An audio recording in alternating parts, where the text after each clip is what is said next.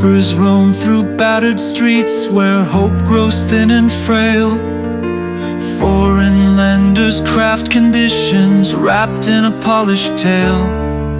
They promise healing wonders, a future bright and free, yet hollow pledges echo where truth can barely breathe.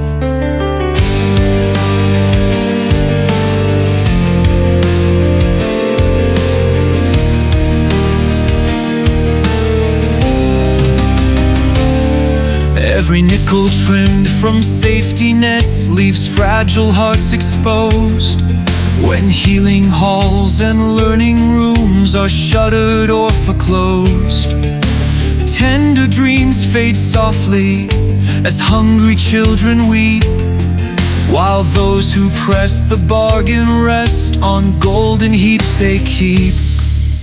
Papers signed beneath the flags of distant ivory towers spell out instructions binding fragile states for countless hours.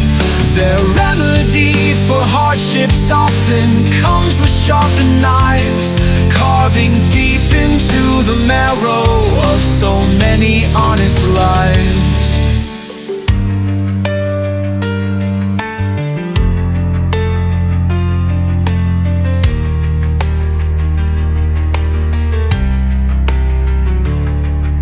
As educators vanish into vacant, dusty halls, and healers watch their pharmacies turn into barren stalls, gray-suited visitors tally figures on a screen, unaware that quiet cries splinter what might have been.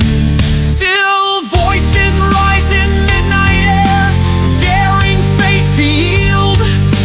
Struggling souls clasp hands to forge a long-forgotten shield. They chant of righteous pathways where justice might abound, transforming wounded landscapes into fertile common ground.